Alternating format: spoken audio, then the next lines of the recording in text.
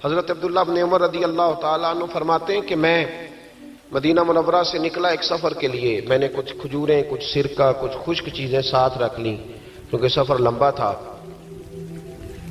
فرماتے ہیں کہ میں ابھی کچھ فاصلہ میں نے مدینے کا طے کیا تو ایک صحرا آیا. دوپہر کا وقت ہو گیا تو میں کھانا کھانے لگا. رمضان کا مہینہ نہیں تھا، محرم سفر کے ایام چل رہے تھے. میری باتیں سمجھ تو آ رہی ہے نا آپ حضرات کو؟ سب کو آ رہی ہے؟ اللہ آپ کو جزا عطا فرمائے.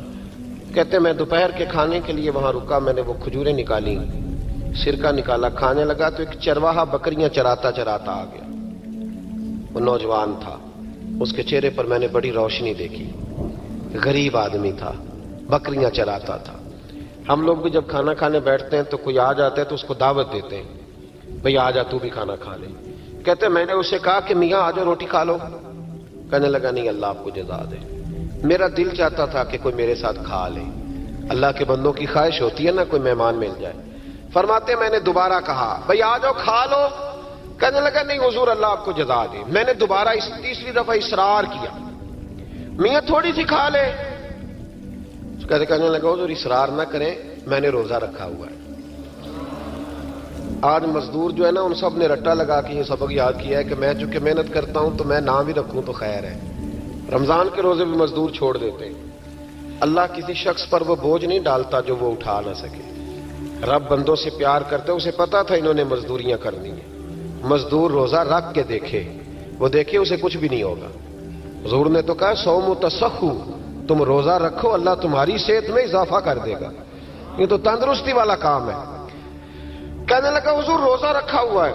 حضرت عبداللہ ابن عمر رضی اللہ تعالیٰ عنہ کہتے ہیں میرے دل میں خیال آیا پتہ کروں کہ صرف روزے دار ہے کہ نیک بھی ہے. صرف روزے دار ہے کہ نیک بھی ہے، صرف نمازی ہے کہ نیک بھی ہے، صرف حاجی ہے کہ اللہ سے بھی ڈرتا ہے. ذرا دیکھوں تو صحیح، آزماؤں. آپ فرماتے میں اٹھ کے قریب گیا، کھانا میں نے کھا لیا تو بکریاں تھی اس کے پاس. 300-400 بکری چرا رہا تھا. تو ایک بکری کی پشت پہ میں نے ہاتھ پھیرا. میں نے کہا بیچو گے؟ بیچو گے بکری؟ کہنے لگا حضور میں چرواہا ہوں، دیہاڑی پہ کام کرتا ہوں، مزدوری لیتا ہوں، ان کا مالک تو کوئی اور ہے. تو آپ فرماتے میں تو پہلے دیکھنا چاہتا تھا کہ نیک بھی ہے کہ نہیں. تو میں نے اس سے کہا کہ بکریوں کے مالک سے کہہ دینا ایک بکری بھیڑیا لے گیا ہے، کہہ دینا مالک سے. تو آپ فرماتے ہیں جب میں نے اسے دیکھا نا تو غریب تھا، پھٹے ہوئے کپڑے تھے. دامان توکل کی یہ خوبی ہے کہ اس پر پیوند لگے ہوتے ہیں پر دھبے نہیں ہوتے. آپ فرماتے ہیں کہ میں نے کہا کہ کہنا کہ بھیڑیا لے گیا تھا. فرماتے ہیں کہ اس کا میں نے چہرہ دیکھا تو داڑھی پر ریت پڑی ہوئی تھی، سر پہ ریت تھی، کپڑے پرانے تھے، مکان بھی کچا ہوگا لیکن اس کے نظریات اتنے پختہ، باتوں میں اتنا اثر. فرماتے اس نے غور سے میرا چہرہ دیکھا اور پھر اس نے بکریوں کو چھڑی ماری اور بکریاں چلنے لگیں. وہ میں نے کہا میرے سوال کا جواب نہیں دیا.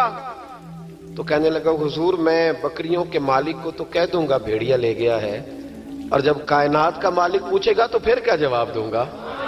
جب عرش کا مالک پوچھے گا تو پھر کیا جواب دوں گا؟ اللہ بھی تو پوچھے گا نا، تو اللہ کو کیا بتاؤں گا؟ حضرت عبداللہ ابن عمر رضی اللہ ایک تقریر ہوتی ہے، میں لچھے دار خطاب کروں گا، میں بڑا زبردست اثر ڈالوں گا. آپ اور بھائی زیادہ انقلاب تو عمل سے آتا ہے، زیادہ انقلاب تو عمل سے آتا ہے، زیادہ تو 2 منٹ میں لوگ انقلاب. حضرت عبداللہ ابن عمر کہتے ہیں اس نے کوئی تقریر نہیں کری. تقریر بھی اثر کرتی ہے، اس کا بھی فائدہ ہوتا ہے، یہ بھی دل صاف کر جاتی ہے، اس میں شک نہیں. لیکن جو عمل کے ساتھ تاثیر ہوتی ہے اس کا تو حسن ہی نرالا ہے. بات جو دل سے نکلتی ہے اثر رکھتی، پر نہیں طاقت پرواز مگر رکھتی ہے. تو کہتے ہیں وہ ایک جملہ اس نے کہا کہ اللہ پوچھے گا تو کیا جواب دوں گا. تو آپ فرماتے ہیں میں کانپنے لگا. حضرت عبداللہ ابن عمر، اور یہ وہ شخص ہے جن کو نبی پاک نے کہا راجل صالح. عبداللہ بن عمر نیک آدمی ہے، حضور نے کہا نیک آدمی ہے. حضرت عبداللہ ابن عمر کہتے ہیں میرے وجود کے رونگٹے کھڑے ہو گئے. میں سفر پر نہیں گیا بلکہ میں وہیں سے واپس ہو لیا اور میں سیدھا اس شخص کے میں نے مالک کا پتہ کیا کس کی بکریاں چراتا ہے. فرماتے ہیں میں نے معلومات کر کے پہلے وہ غلام خریدا، پھر وہ 400 کے لگ بھگ بکریاں خریدیں، پھر میں نے اسے بلا کے وہ بکریاں تحفے میں دیں. تو مجھے کہنے لگا یہ کیا ہے؟ تو میں نے کہا تو نے قرآن نہیں پڑھا؟ اللہ سورہ طلاق میں فرماتا ہے کہ تم مجھ سے ڈر جاؤ، میں ہر مشکل سے نکلنے کا تمہیں راستہ دے دوں گا، وَيَرْزُقْهُ مِنْ حَيْثُ لَا يَحْتَسِبُ، اور تمہیں وہاں سے روزی دوں گا جہاں سے تمہارا کبھی گمان بھی نہیں گیا ہوگا۔ فرمایا تو چونکہ اللہ سے ڈرتا تھا تو یہ رب کریم نے تجھے روزی عطا فرمائی ہے، یہ بکریاں اب تیری ہیں۔ بھائی خدا را اللہ سے ڈرنا سیکھیں، رب کریم کا خوف پیدا کریں۔ آپ یقین کریں، میں پولیس کی بات نہیں کرتا، ایم این اے کی ایم پی اے کی بات نہیں کرتا، لیکن غریب بھی جب اپنی بہو کو تانا دینے پہ آتا ہے تو حوصلہ نہیں کرتا، ایک آدھ بات پہ صبر نہیں کرتا۔ غریب کے ہاتھ میں بھی جب ڈنڈا آتا ہے اور کسی غریب سے جب وہ جھگڑا کرتا ہے تو وہ بھی پھاڑ دیتا ہے سر اور توڑ دیتا ہے ہڈیاں۔ ہم بڑے سخت ہوتے، ذرا تھوڑی دیر سائلنٹ کر دے موبائل، اللہ آپ کو زیادہ عطا فرمائے۔ سنیں میرے عزیز، خوف خدا پیدا کریں، لفظوں پہ پابندی لگانا سیکھیں، ایسے جملے زبان سے ادا نہ کریں جو سامنے والے کو ساری رات سونے ہی نہ دیں، ایسی باتیں نہ کریں جو اتنی تکلیف کا سبب بن جائیں کہ پھر ہمارے لیے آزمائش ہو جائے آنے والے وقت میں۔ میرے نبی پاک علیہ الصلوۃ والسلام نے ہمیں خوف خدا کا راستہ دکھایا ہے، ہمیں بتلایا ہے پاک صاف زندگی گزارنا چاہتے ہو تو اب سے رب سے ڈرو۔ ایک بزرگ تھے بغداد کے، شیخ حسن ان کا نام تھا۔ وہ جب نماز کی امامت کرتے نا، بغداد کی جامع مسجد کے امام تھے، جب امامت سے فارغ ہوتے تو کہتے اے اللہ میرے شہر کے اس تاجر کی 2 بیویوں پہ اپنا رحم فرما، اے اللہ میرے شہر کے اس تاجر کی 2 بیویوں پہ اپنا۔ تو شاگرد اکثر سنتے کہ ہر نماز کے بعد استاد جی دعا کرتے ہیں، شاگرد پوچھتے حضور اس تاجر کی وہ بیویاں، نہ تاجر کا نام نہ بیویوں کا پتہ، تو آپ فرماتے تمہیں کیا، میں دعا کرتا ہوں نا، جس رب کی بارگاہ میں کرتا ہوں اس رب کو تاجر کا بھی پتہ ہے، بیویوں کا بھی پتہ ہے۔ تو ایک دن سارے شاگرد اکٹھے ہو کے بیٹھ گئے، استاد جی آج بتائیں تو صحیح معاملہ کیا ہے، آج ذرا آپ بات تو کریں، معاملہ کیا ہے، وہ کون سا تاجر، کون سی بیویاں؟ تو شیخ حسن فرمانے لگے کہ بغداد کا ایک تاجر تھا، بے اولاد تھا۔ اللہ اکبر۔ تو وہ اکثر تجارت کی غرض سے ملک شام جایا کرتا تھا،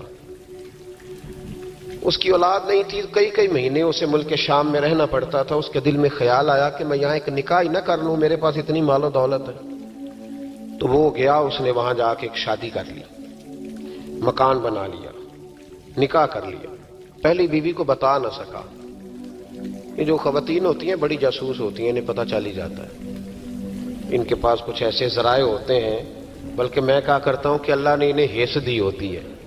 یہ وہ جب مشین بنی تھی نا جھوٹ پکڑنے والی، تو اس وقت ایک بڑے دانشور نے کہا تھا، اس نے کہا تھا یہ غلط کیا گورنمنٹ نے مشین بنائی ہے جھوٹ پکڑنے، خاوند کا جھوٹ پکڑنا تھا تو اس کی بیوی سے بات کر لیتے، وہ فٹافٹ پکڑ لیتی ہے، اس کو پتہ ہوتا ہے کہ معاملہ کیا ہے، خاوند کو بھی پتہ ہوتا ہے۔ اور یہ محبت کا رشتہ ہے نا، اس میں نبی پاک صلی اللہ علیہ وسلم نے حضرت عائشہ صدیقہ رضی اللہ تعالی عنہ سے کہا تھا کہ جب تم مجھ سے راضی ہوتی ہے تب بھی مجھے پتہ چل جاتا ہے، اور جب ذرا تیری توجہ اس طرف نہیں ہوتی تب بھی مجھے پتہ چل جاتا ہے۔ یا رسول اللہ کیسے؟ تو حضور فرمانے لگے جب تم مجھ سے راضی ہوتی ہے تو کہتی ہے مجھے رب محمد کی قسم ہو صلی اللہ علیہ، اور جب کسی بات میں تیری توجہ بٹی ہوتی ہے تو تو کہتی ہے مجھے رب ابراہیم کی قسم ہو۔ تو حضرت عائشہ صدیقہ مسکرا پڑی، کہنے لگی یا رسول اللہ اللہ نے آپ کو بڑا علم عطا فرمایا ہے، وہ تو سارا پتہ چل جاتا ہے۔ تو بیوی پتہ کر لیتی ہے، اسے خبر ہوتی ہے۔ ایسے بھی یہ لباس ہے مرد کا، مرد اس کا لباس ہے، دونوں ہی جانتے ہیں، کمزوریاں بھی خوبیاں بھی۔ تو وہ جب اس دفعہ تاجر آیا نا، تو ایک دفعہ ملک شام سے نکاح کے بعد تو بیوی محسوس کرنے لگی کہ بدلے بدلے سے میری سرکار نظر آتے ہیں، نہ تو کپڑے دھلنے والے ہیں، نہ اس طرح اس کی طبیعت ہے، کوئی معاملہ ہے۔ لیکن فرما بردار بیوی تھی تو ڈائریکٹ شوہر سے سوال نہیں کیا، ایک جاسوس کے ذمہ لگایا کہ ملک شام جا کے پتہ تو کر ماجرا کیا ہے۔ وہ گیا، اس دفعہ جب یہ ملک شام گیا نا چند مہینوں کے بعد دوبارہ، تو وہ پیچھے گیا کہ کہنے لگا کہ میں کچھ بتا نہیں سکتا، تکلیف والی بات ہے، لیکن مسئلہ یہ ہے کہ تیرے خاوند نے وہاں نکاح کیا ہوا ہے، ایک گھر بھی لیا ہوا ہے، ایک بیوی بھی ہے۔ اس نے کہا چلو آتے ہیں تو بات کرتی ہوں۔ لیکن اب کہ جب یہ آیا نا واپس ملک شام سے تو بڑا شدید بیمار ہو کے آیا، شدید بیمار، خاتون کہتی ہے مجھے پوچھنے کا موقع ہی نہ ملا، وہ بیمار ہی اتنا تھا، میں نے مناسب ہی نہ سمجھا، تیمارداری کرتی رہی، تندرست ہوگا تو بات کروں گی، اللہ نے موقع نہ دیا، وہ تاجر انتقال کر گیا۔ ادھر دیکھیں نہیں میری طرف، وہ انتقال کر گیا۔ اب عدت گزری تو اس بیوی نے، بغداد والی نے، اس نے اس کا کل مال، چونکہ اور کوئی تھا ہی نہیں، یہی بیوی تھی اور بڑا مالدار تھا، اس نے کل مال جمع کیا اور پھر اس کو آدھے حصے میں بانٹا۔ عدت گزرتے اس نے 2 سواریوں کا بندوبست کیا، اس جاسوس کو ساتھ لیا اور اس بیوی کے پاس پہنچی جو ملک شام رہتی تھی۔ اللہ کرے آپ کو سمجھ آئے۔ اور بھائی یہ کردار مسلمانوں کا ہے۔ ہم آج کل پتہ کیا سمجھتے، کہتے ہو وہ تو بڑے لوگ تھے، وہ بڑے لوگ نہیں تھے، وہ مسلمان لوگ تھے۔ ان کے نام کے ساتھ وہی لفظ لگتا ہے جو ہمارے نام کے ساتھ لگتا ہے۔ وہ بھی نمازی تھے، حاجی تھے، وہ سارا کچھ تھے، بس ہم نے نہ کہہ دیا دلی دور است، ایسی کوئی بات نہیں۔ آج بھی ہو اگر ابراہیم کا ایمان پیدا، آگ کر سکتی ہے انداز گلستاں پیدا، اور تو فضائے بدر پیدا کر، فرشتے تیری نصرت کو اتر سکتے ہیں گردوں سے کتار اندر کتار اب بھی۔ اس نے سارا کچھ رکھا، جاسوس کو ساتھ لیا اور شام، ملک شام پہنچ گئی۔ اس خاتون کو تلاش کیا اور تلاش کر کے کہنے لگی زمانہ نہیں جانتا کہ تو بھی وارث ہے مال کی، پر میں تو جانتی ہوں نا، میں تو جانتی ہوں نا۔ اور یہاں تو میاں لوگ 2 مرلے کے لیے جعلی کاغذات بنوا لیتے ہیں، قرآن اٹھا لیتے ہیں، خاتون ہو کے، شیخ حسن کہتے ہیں عورت ہو کے جا کے کہنے لگی کہ یہ چونکہ تیرا مال ہے تو میں آدھا لے کے آئی ہوں، آدھی وارث تو ہے اور آدھی وارث تو رکھ اپنا مال۔ اس خاتون نے آگے بڑھ کے اپنی سوکن کو گلے سے لگایا اور کہنے لگی بی بی اگر تو اللہ سے ڈرتی ہے تو میں بھی اسی رب کی بارگاہ میں سجدہ کرتی ہوں، میں بھی اسی مالک سے ڈرتی ہوں، میں بھی اسی کریم کی ماننے والی۔ کا کیا مطلب؟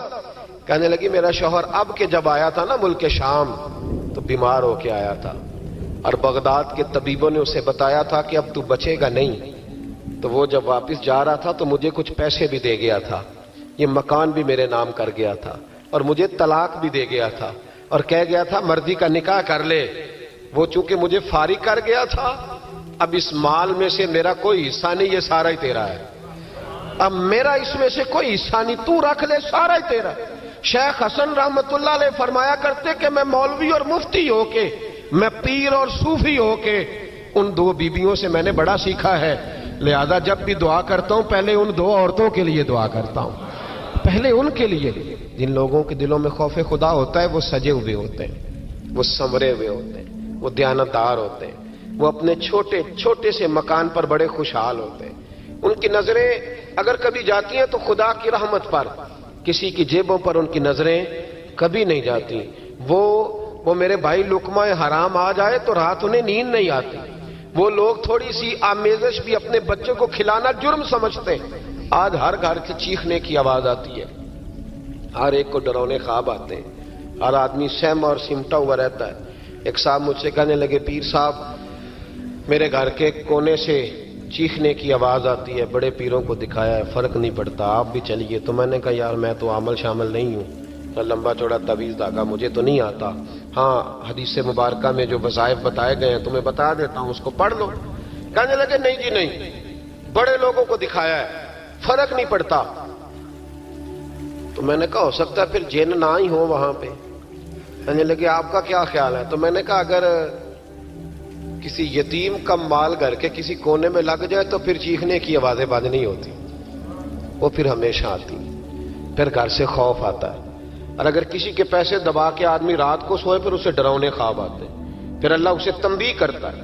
پھر وہ تعویذوں والا مسئلہ نہیں، وہ توبہ والا مسئلہ، وہ استغفار والا مسئلہ، وہ اللہ سے ڈرنے والا معاملہ ہے۔ رب کریم کا خوف، اللہ کا ڈر، یہ انسان کو سجائے گا، یہ سنوارے گا۔ ہم مسلمان ہیں، ہر دوسرا لفظ ہمارا یہ ہوتا ہے کہ ہمارا رب ہمیں دیکھ رہا ہے، ہر دوسرا لفظ یہ ہوتا ہے کہ مر جانا ہے، وقت آنے والا ہے، ہر دوسرا جملہ یہ ہوتا ہے کہ قیامت میں اللہ حساب کتاب کرے گا۔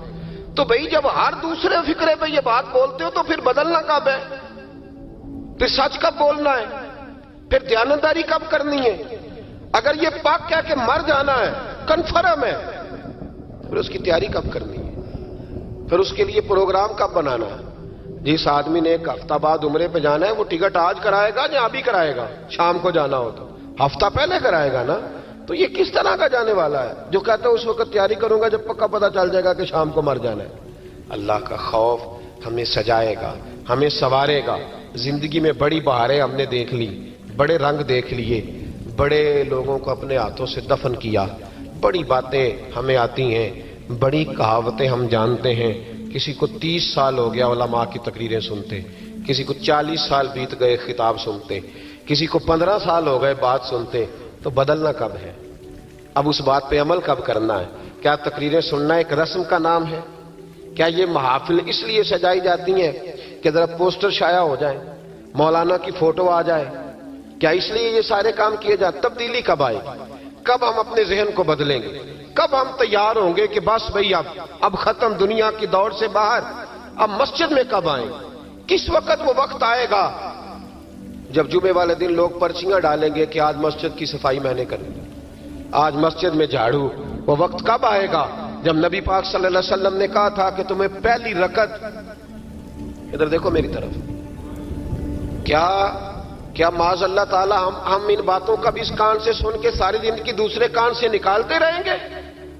کیا رسول پاک علیہ السلام سے ہمارا اس طرح کا رشتہ ہے کہ بات سنی اور ٹال دی؟ کیا اسی طرح زندگی گزاریں گے؟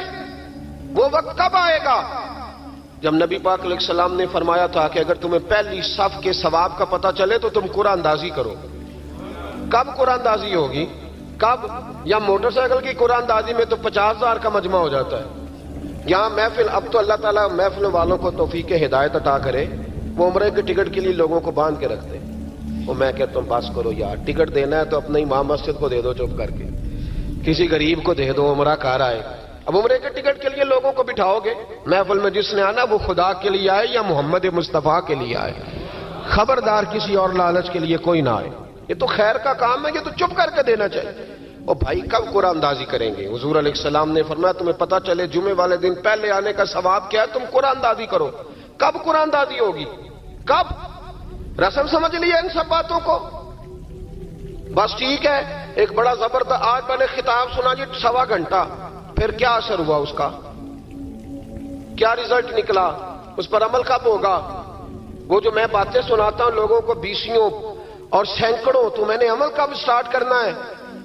جنہوں نے نبی پاک سے سنا تھا انہوں نے عمل کیا تھا، انہوں نے سنا تھا انہوں نے.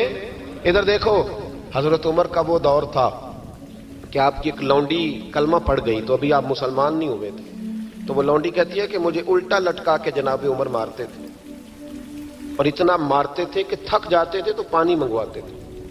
اور جناب عمر وہ شخص تھے کسی کی جرت نہیں تھی کہ بات کرے، لیکن بس پھر بدل گئے عمر، پھر اللہ کا خوف آ گیا.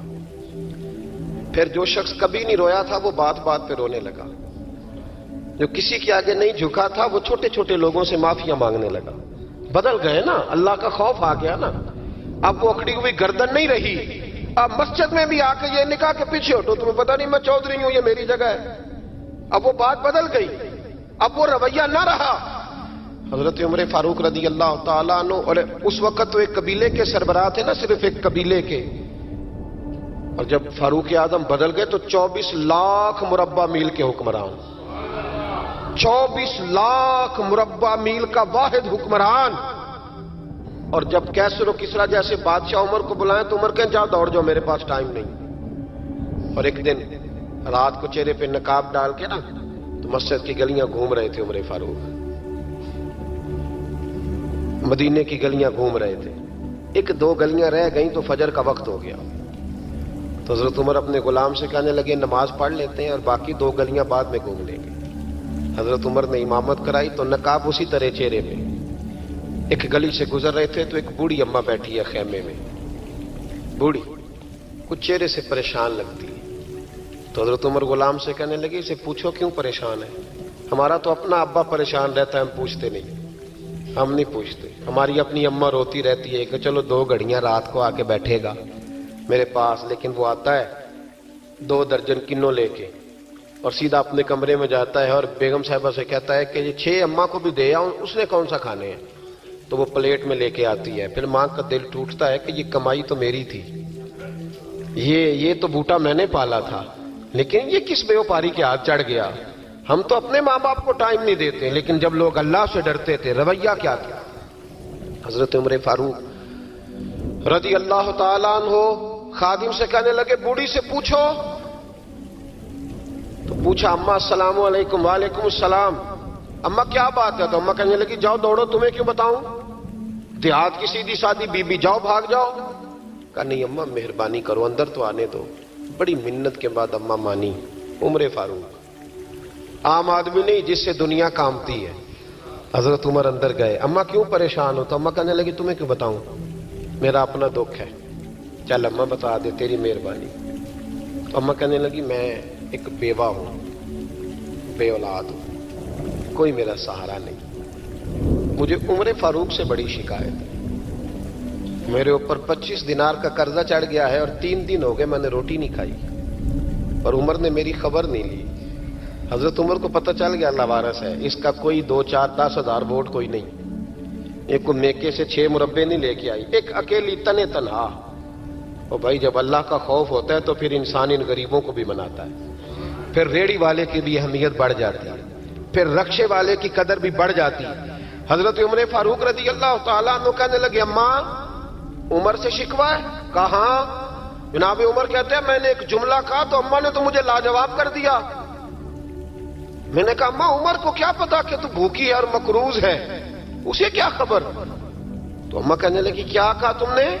عمر کو خبر نہیں، اسے پتا نہیں؟ تو عمر سے کہو نا چھوڑ دے حکومت، اس کے حوالے کرے جو خبر رکھ سکتا ہے، کیوں بیٹھا ہے؟ پھر ہمارے حکمران کہتے ہیں ابھی میں صدمے میں ہوں، نکلوں گا تو بات کروں گا، نہ ادھر ادھر کی تو بات کر، یہ بتا کہ قافلہ کیوں لٹا، مجھے رہزنوں سے غرض نہیں، تیری رہبری کا سوال ہے، ہاں تجھے جواب دینا پڑے گا۔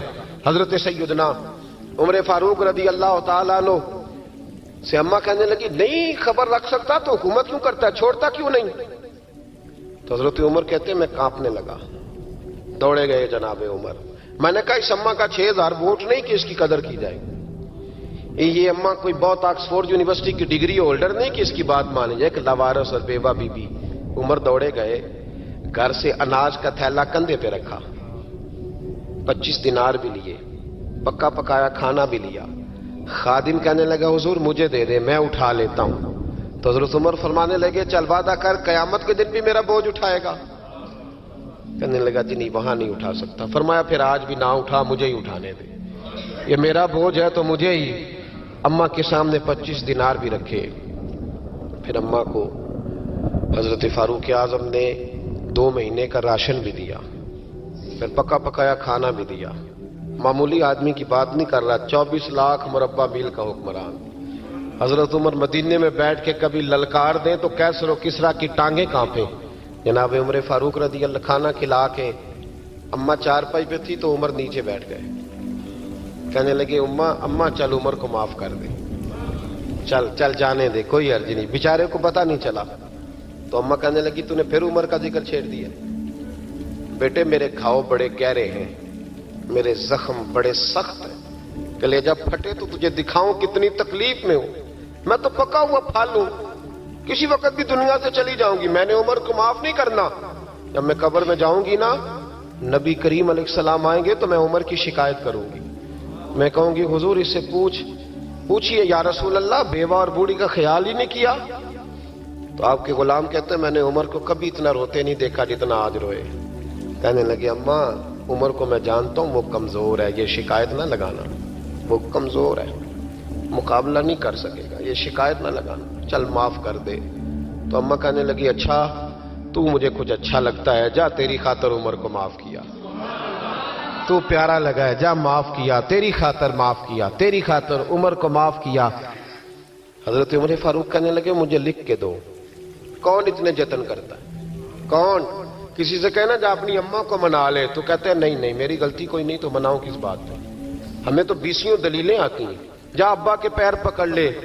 پتہ ہے نبی پاک علیہ السلام نے فرمایا جس کا باپ راضی ہوگا اسی کا اللہ راضی ہوگا، اور جس کا باپ ناراض ہوگا وہ سارا دن وظیفے پڑھے، اس کا اللہ راضی۔ یہ ابو داؤد شریف کی حدیث ہے۔ نا جی بڑی مہربانی، پیسے نہ لائیے گا آپ، اب بات سنیں، وہ بھی میں سمیٹنے کی طرف آ رہا ہوں، ختم کر رہا ہوں، آپ میری بات پہ توجہ رکھیں۔ عزیز بھائی نبی کریم صلی اللہ تعالی علیہ وسلم نے جو اپنے غلاموں کی تربیت کی تو حضرت عمر فاروق کہنے لگے لکھ کے دو، لکھ دو. تو اماں کہنے لگی آپ لکھیں میں سائن کر دیتی ہوں، آپ لکھ دیں میں سائن کرتی ہوں. حضرت عمر نے لکھا فلاں بنت فلاں کو عمر سے شکایت تھی، پھر انہوں نے عمر کو معاف کر دیا. اماں سائن کرنے ہی لگی تھی کہ مولا علی شیر خدا آ گئے، حضرت عبداللہ ابن مسعود آ گئے.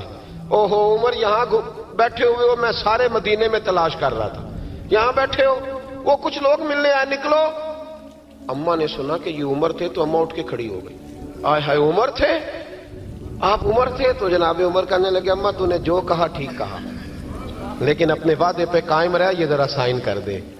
اماں نے سائن کیے تو حضرت عمر فاروق فرمانے لگے علی آ گئے ہو تو بطور گواہ تم بھی دستخط کر دو. عبداللہ ابن مسعود تم بھی بطور گواہ جب سائن ہوئے تو جناب عمر نے رکا لپیٹا اور مولا علی شیر خدا سے فرمانے لگے علی یہ رکھ لو، مجھے لگتا ہے میں تم سے پہلے دنیا سے جاؤں گا، اور جب میں پردہ کر جاؤں نا تو یہ رکا میرے کفن میں رکھ دینا. اگر حضور علیہ السلام نے پوچھا نا میری امت کے ساتھ کیا سلوک کر کے آئے ہو تو رکا نکال کے کہوں گا یا رسول اللہ ایک بوڑھی ناراض تھی میں اسے بھی راضی کر کے آیا ہوں، حضور یہ میں راضی. بھائی جب تک ہم اللہ سے نہیں ڈرتے معاشرہ اصلاح پذیر نہیں ہو سکتا. جب تک یہ وظیفہ پک نہیں جاتا کہ اللہ میرے ساتھ ہے اور اللہ مجھے دیکھ رہا ہے تب تک حالات بہتر نہیں ہو سکتے. جب انسان یہ وظیفہ پکا لیتا ہے تو پھر چونٹی پہ بھی ظلم نہیں کرتا، پھر وہ گدھے کو ڈنڈا مارتے ہوئے بھی سوچتا ہے. پھر میرے بھائی وہ پھر احساس کرتا ہے کہ جانور کی وجہ سے ہی نہ قیامت میں پوچھ لیا جائے. لیکن جب اللہ سے نہیں، ہمارے اب نہ تو مراقبے رہے، نہ ہم تنہا مصلی پہ بیٹھتے ہیں، نہ رات کو رب کریم کو مناتے ہیں. نمازیں ہیں تو وہ بھی ساری دکھاوے کی، اللہ ماشاءاللہ. ہمارے سارے معاملات میں دکھاوا اس تیزی سے آیا کہ روح کا وہ اجر اور دل کی وہ کیفیات ختم ہوتی جا رہی ہیں. رات مصلی پہ بیٹھے اپنی اصلاح کے لیے اپنے مالک کے حضور دعا کریں، اور سب سے بڑھ کر یہ کہ یہ ذہن بنائیں کہ میں یہ باپ مجھے بعد میں ملا، اماں مجھے بعد میں ملی، بچے بیوی بعد میں ملے، پہلے تو میں اپنے رب کے پاس تھا. اس وقت میرا کوئی رشتہ دار نہیں تھا، اور جب میں قبر میں جاؤں گا تو پھر بھی میرا اللہ ہی میرے ساتھ ہوگا. اور اگر اس کے بعد کوئی ہستی میرے لیے ابر رحمت بنے گی تو خدا کے محبوب کی ہستی بنے گی. میرے بھائی جس آدمی کے ساتھ انسان کو ہمیشہ کام پڑے اسے بندہ ناراض نہیں کرتا، اس کے ساتھ دوبارہ بھی مجھے کام پڑے گا. تو رب رسول کے ساتھ رشتے مضبوط کریں. ہم بڑے کمزور ہوتے جا رہے ہیں، باتوں کے گورکھ دھندے میں زندہ ہیں. کسی کو بھی چھیڑ لیں، جتنی مرضی باتیں سن لیں، کسی شخص سے بھی آپ ڈسکس کر لیں، جو مرضی اسے سن لیں.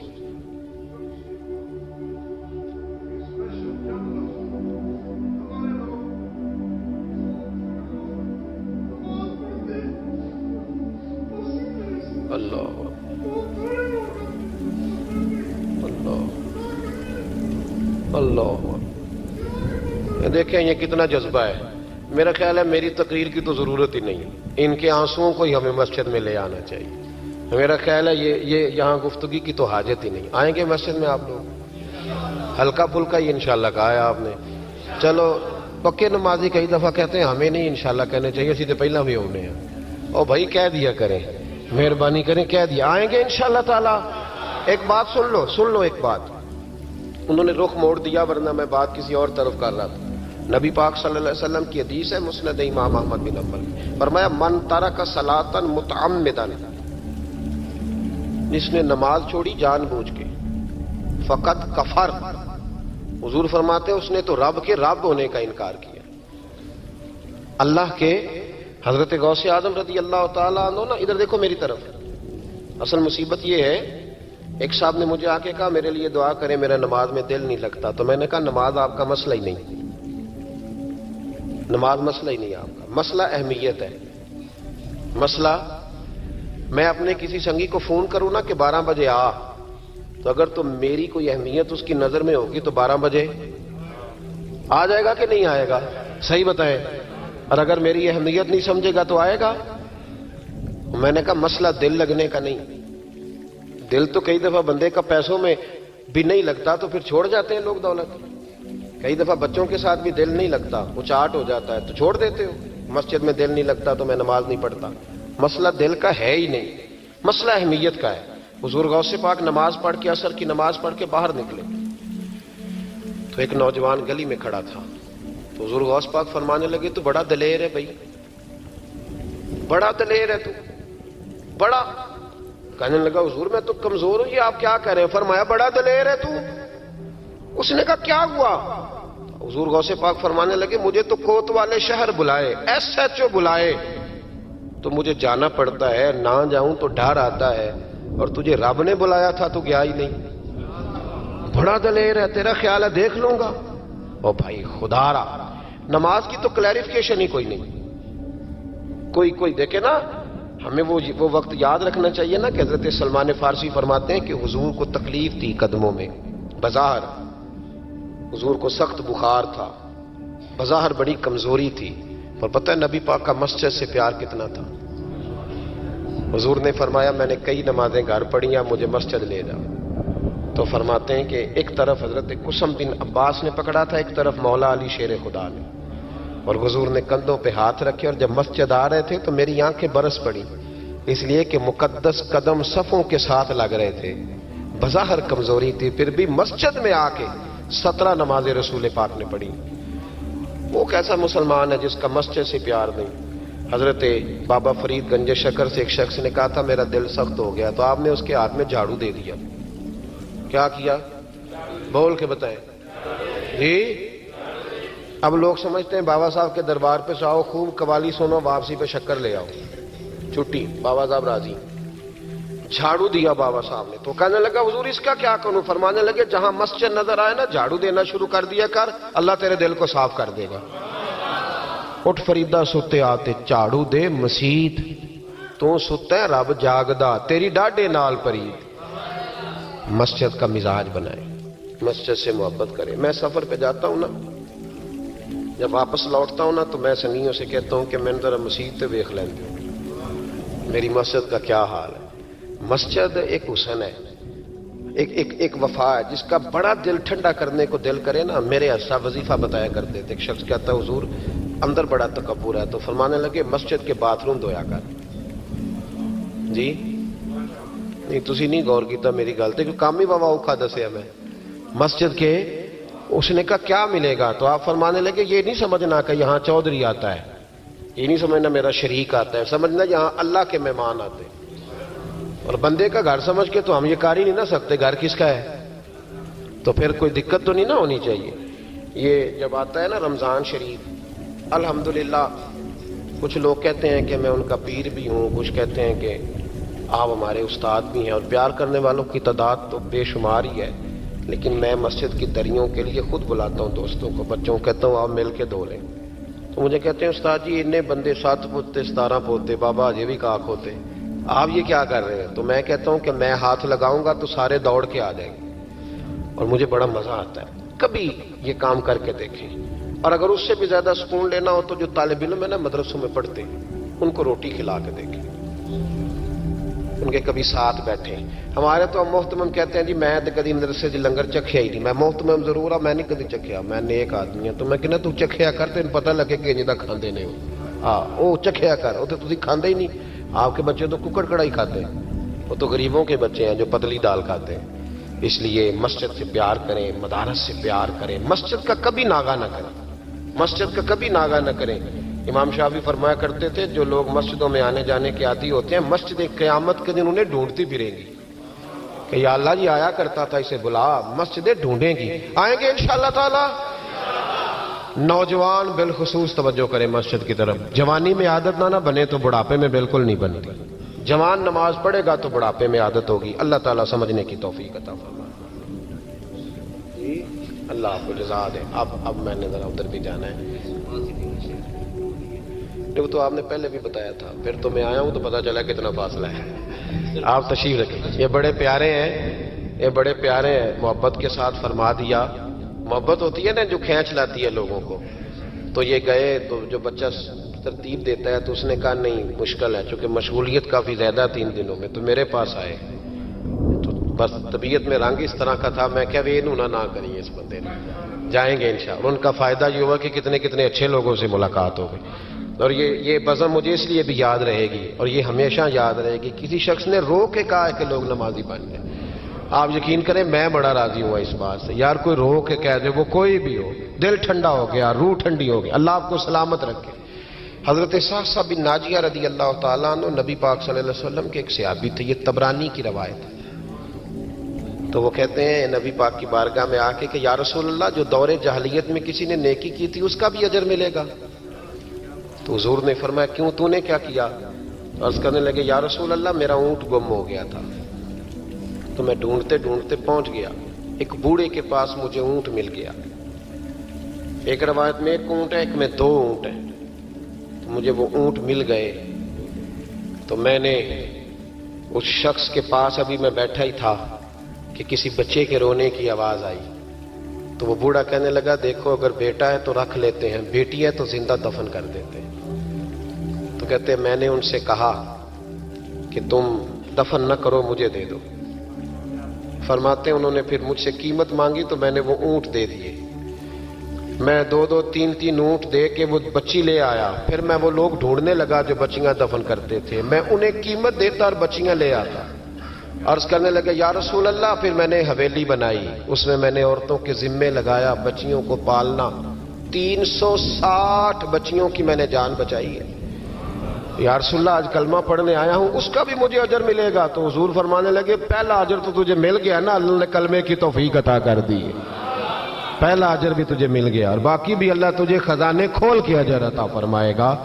خیر کریں گے تو اللہ اجر ضائع نہیں کرتا، اللہ اجر ضائع، لیکن خیر کی عادت بنائیں، شر سے ہمیشہ بچیں، اللہ ہمیں توفیق عطا فرمائے۔ اللہم صلی علی سیدنا و مولانا محمد معدن الجود والکرم وعلیہ وبارک وسلم۔ اللہ ہمارا یہاں حاضر ہونا قبول فرما، ہمارے گناہوں کو معاف فرما، ہماری غلطیوں سے درگزر فرما، علم نافع کی توفیق عطا فرما، عمل صالح کی توفیق عطا فرما۔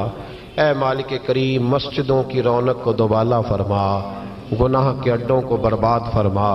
مالک کریم، نیکی کرنے اور نیکی پھیلانے کا ذریعہ بننے کی توفیق عطا فرما۔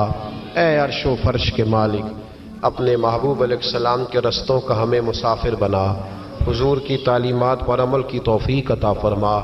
اللہ عالم اسلام کے حق میں رحمت والے فیصلے فرما، برما کے مجبوروں کی مدد فرما، کشمیر اور فلسطین کے مظلوموں کی مدد فرما، پاکستان کو نظام مصطفیٰ صلی اللہ علیہ وسلم کا گہوارہ بنا۔ اے اللہ سجدوں کا ذوق عطا فرما، عبادتوں کا شوق عطا فرما، تلاوتوں کی لذت عطا فرما۔ اے مالک کریم، زندگی تقوی کے نور والی اور موت کلمہ اسلام پہ نصیب فرما۔ اللہم انا نسألک العفو والعافیۃ فی الدین والدنیا والآخرہ، رب اغفر وارحم وانت خیر الراحمین، وصلی اللہ تعالی علی حبیبہ سیدنا و مولانا محمد۔